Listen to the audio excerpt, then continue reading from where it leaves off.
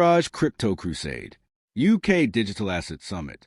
If you're not already subscribed to UK Connors, hit that button now because what's unfolding in British politics around cryptocurrency is something you absolutely cannot afford to miss. Right, let's get into this. Picture this.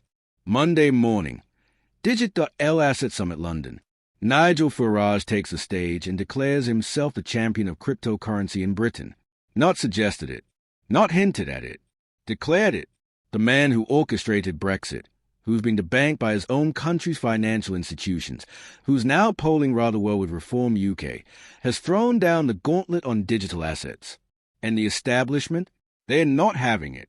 At all. Here's what makes this absolutely fascinating. Farage stood before an audience of crypto investors and builders and said something rather remarkable.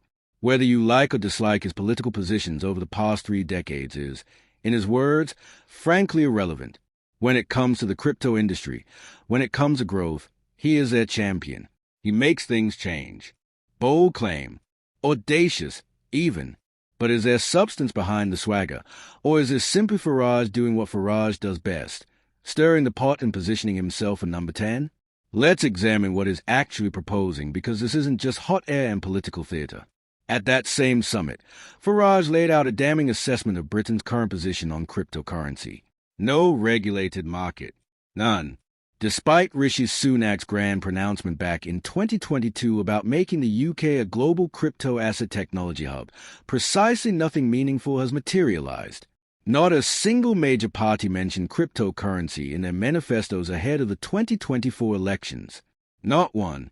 Conrad Young from lobbying firm Paragon called it a significant missed opportunity, and frankly, that's putting it rather mildly.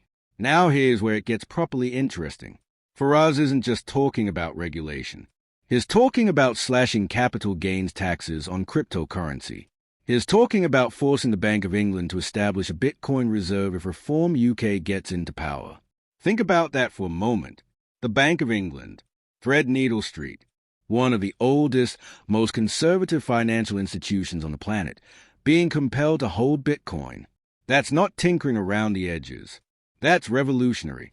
That's throwing a grenade into the heart of traditional British finance and watching what happens. But wait, because this story has another layer that makes it even more compelling. Farage has launched an absolutely blistering attack against what he calls dinosaur bureaucrats of the Bank of England. He has accused Governor Andrew Bailey and his officials of being openly hostile to innovators, of squandering Britain's chance to become a world leader in digital assets. Why? Because the bank announced plans this week to cap stablecoin ownership at £20,000 for individuals and $10 million for businesses. £20,000. That's the ceiling they want to impose. Now, for those not deeply versed in cryptocurrency, stablecoins are different from Bitcoin or Ethereum. They are pegged to established currencies like the pound or dollar, designed to be less volatile, more practical for everyday transactions. Supporters say they'll revolutionize payments by offering a fast, cheap, anonymous way to send money globally. The Bank of England?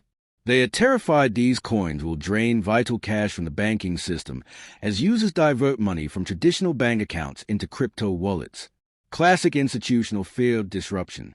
Farage, writing in the Telegraph alongside Zia Yusuf, the former Reform chairman, didn't mince words. This isn't some minor technical tweak. They argued. It's unelected bureaucrats choking off British innovation and competitiveness. It reduces demand for UK gilts. It pushes the City of London further behind its global rivals. For too long, they claim, Britain has allowed dinosaur bureaucrats to make rules that govern the future of finance whilst Parliament and elected representatives have abdicated responsibility. The consequence? Britain is losing ground. Here's a delicious irony in all of this. Farage is the most famous case of debanking in Britain. In 2023, Coutts closed his account. A man who's been in public life for decades, who's represented Britain in the European Parliament, who's influenced one of the most significant political decisions in modern British history, couldn't keep a bank account with a prestigious British institution. His response? Champion cryptocurrency as personal sovereignty. Your own money. You're in charge. No bank can shut you out. It's visceral. It's personal.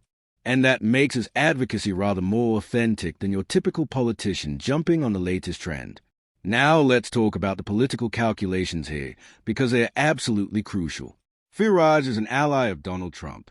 His watched how cryptocurrency has become a rallying point for Trump's base, how Trump's sons have championed crypto, how the former and future American president has positioned himself as pro-innovation against regulatory overreach. Farage is importing that playbook directly into British politics.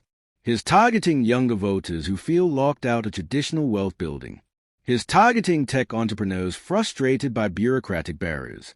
He's targeting anyone who's ever felt the heavy hand of unelected officials stifling opportunity. The stablecoin market has grown to almost $300 billion globally. $300 billion. That's not some fringe experiment. That's a genuine alternative financial system taking shape. And Britain, according to Farage and his allies, is being left behind whilst other countries race ahead. The cryptocurrency and payment groups have widely criticized the bank's proposed caps. They say it puts the UK at a competitive disadvantage. They are probably right. Rachel Reeves, the Chancellor, finds herself in a rather awkward position. She's publicly committed to driving forward cryptocurrency initiatives. Andrew Bailey, meanwhile, told MPs earlier this year he'd need a lot of convincing that the use case for stablecoins was made. So you've got the Chancellor wanting to push forward, the Bank of England pumping the brakes, and Farage on the sideline saying they're all utterly incompetent and Reform UK will sort it properly. It's a three-way tension that could define Britain's economic future. What Farage understands, perhaps better than his opponents, is that this isn't really about cryptocurrency. Not entirely. It's about who controls Britain's financial future. Is it elected politicians accountable to voters? Or is it unelected technocrats at the Bank of England making decisions behind closed doors? It's about whether Britain will be a rule maker or a rule taker in the emerging digital economy. It's about whether young Brits will have the same opportunities as their counterparts in America, Singapore, or the United Arab Emirates to participate in what could be the most significant financial revolution since the Internet itself. Farage's pitch is straightforward.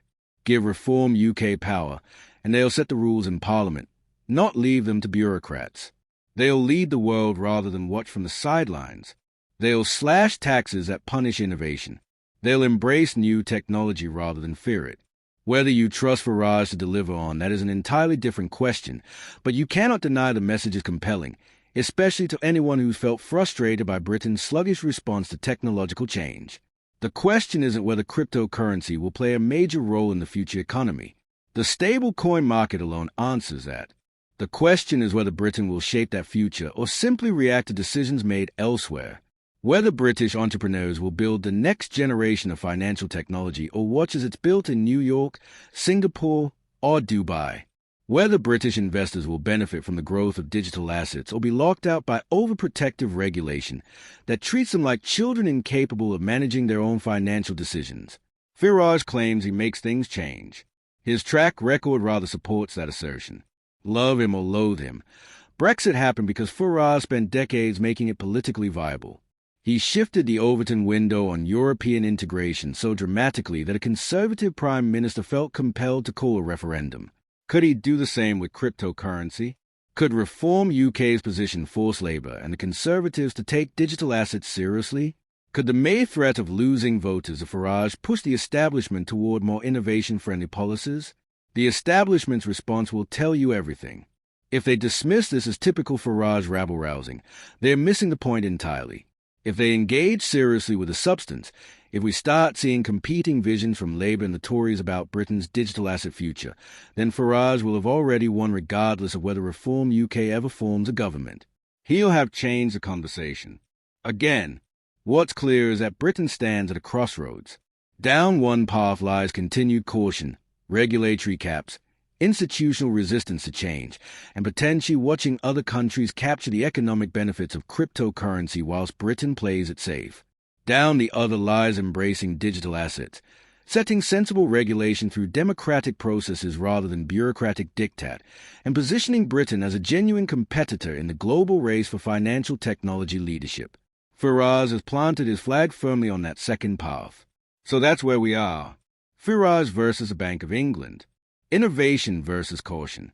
Democratic accountability versus technocratic control. And at stake, potentially billions in economic activity thousands of jobs, and Britain's relevance in the financial system of tomorrow.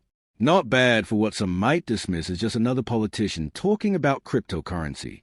This matters. This is about Britain's economic future.